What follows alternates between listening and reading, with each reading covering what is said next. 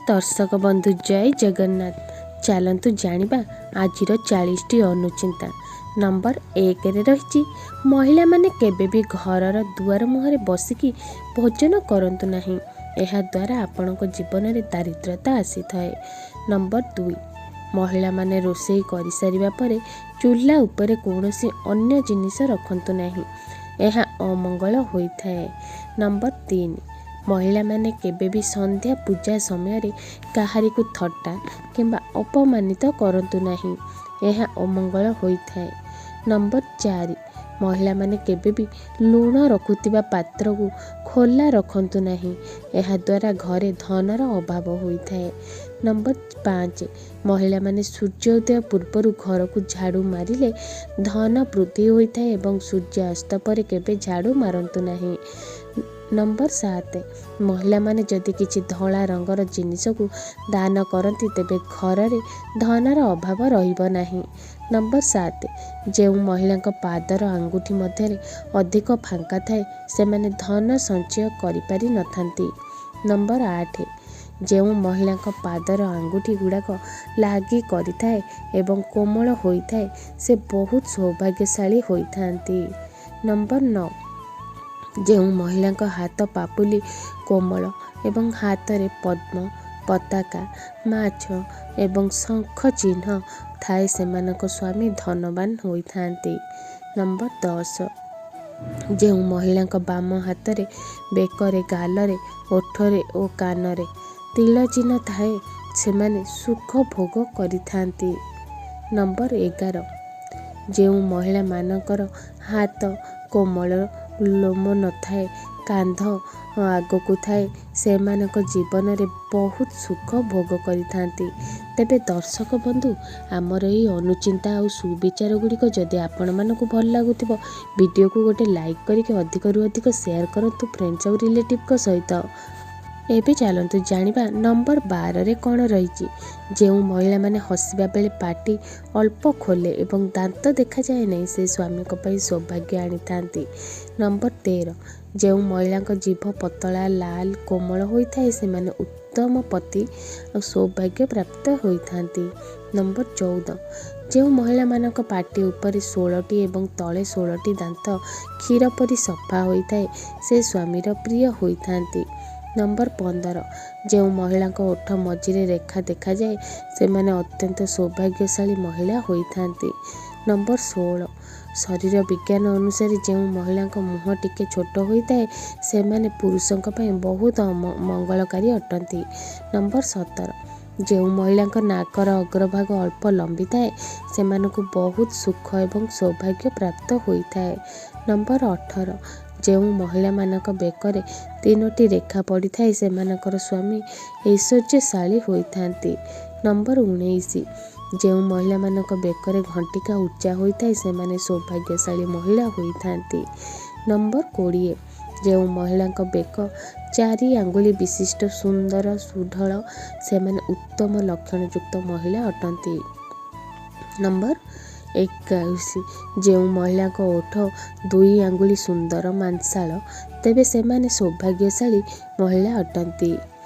Number 22 जो महिला गाल गोल सुंदर एवं सिर देखा जाउथाए से माने दैवी गुणयुक्त महिला माने अटंती। नंबर 23 जो महिला माने सकाଳେ संध्यारे घरे देवी देवता को धूप दीप दे पूजा करती से माने भाग्यवती होइथांती। नंबर 24 जो महिला माने सकाଳେ संध्यारे घरे देवी देवता को धूप दे पूजा करिथांती से माने भाग्यवती होइथांती। नंबर 25 जो महिला माने आस्तिक क्षमाशील दानशील बुद्धिमान एवं कर्तव्य परायण से माने साक्षात लक्ष्मी स्वरूप अटंती। नंबर 26 जो महिला मानकर कंठ कोमल एवं कथबार्ता धीर होइथाए से माने अत्यंत भाग्यशाली महिला अटंती। नंबर 27 जो लोकर स्त्री थाई पर स्त्री सह रमण करे सही व्यक्तिर स्त्री दुश्चरिता एवं चरित्रहीना होइथांती। नंबर 28 ଯେଉଁ ନାରୀ ନିଜ ସ୍ୱାମୀ ମନରେ ଦୁଃଖ ଦେଇଥାଏ, ତାଙ୍କ ପରିବାରରେ ଅଶାନ୍ତି ଦେଖାଇଥାଏ, ସେ ନାନାଦି ବାଧାବିଘ୍ନ ଆସି ପହଞ୍ଚିଥାଏ।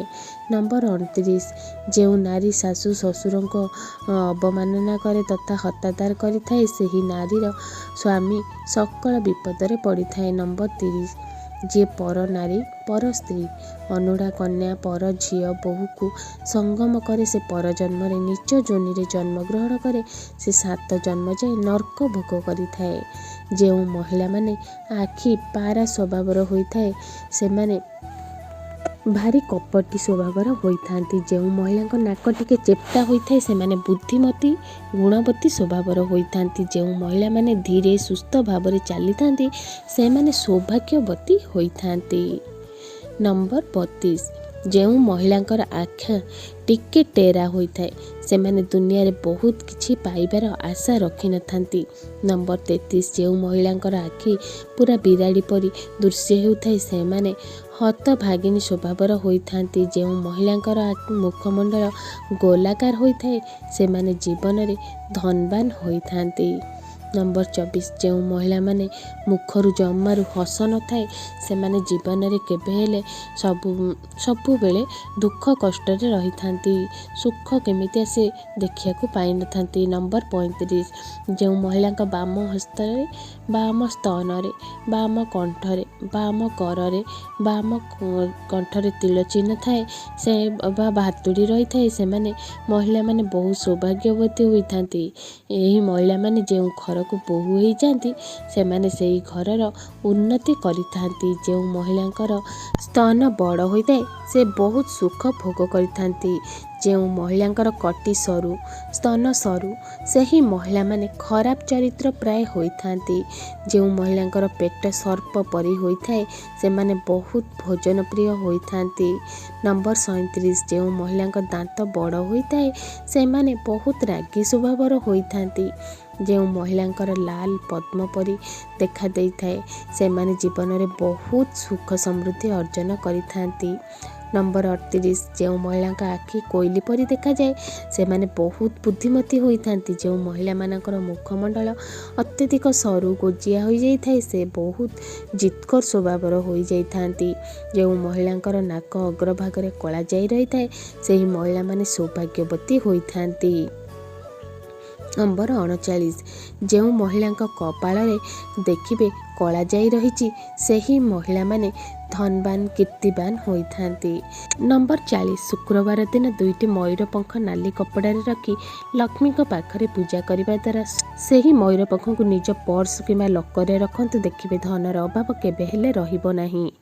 ଦର୍ଶକ ବନ୍ଧୁ, ଏହି ଭିଡ଼ିଓଟିକୁ ସମ୍ପୂର୍ଣ୍ଣ ଦେଖିଥିବାରୁ ପ୍ରଥମେ ସମସ୍ତଙ୍କୁ ବହୁତ ବହୁତ ଧନ୍ୟବାଦ। ଆଶା କରୁଛି ଆଜିର ଏହି ଭିଡ଼ିଓ ଆପଣମାନଙ୍କୁ ଭଲ ଲାଗିଥିବ। ଯଦି ଭଲ ଲାଗିଥିବ ଆମ ଭିଡ଼ିଓକୁ ଗୋଟିଏ ଲାଇକ୍ କରିକି ଅଧିକରୁ ଅଧିକ ସେୟାର କରିଦିଅନ୍ତୁ। କମେଣ୍ଟ ସେକ୍ସନରେ ଆପଣ କେଉଁ ସ୍ଥାନରୁ ଏହି ଭିଡ଼ିଓକୁ ଦେଖୁଛନ୍ତି ନିଶ୍ଚିନ୍ତ ରୂପେ ଆମ ସହିତ ସେୟାର କରିବେ। ଆଉ ଆମ ଚ୍ୟାନେଲକୁ ସବସ୍କ୍ରାଇବ୍ କରିବାକୁ ବିଲକୁଲ ଭୁଲିବେନି। ଏହିପରି ନୂଆ ନୂଆ ଭିଡ଼ିଓ ଦେଖିବାକୁ ବେଲ୍ ଆଇକନକୁ ପ୍ରେସ୍ କରିବେ ନୂଆ ଭିଡ଼ିଓର ନୋଟିଫିକେସନ୍ ପାଇଁ। ପୁଣି ଦେଖା ହେବ ନେକ୍ସଟ ଭିଡ଼ିଓରେ। ସେତେବେଳେ ପର୍ଯ୍ୟନ୍ତ ଜୟ ଜଗନ୍ନାଥ, ଜୟ ମା ଲକ୍ଷ୍ମୀ।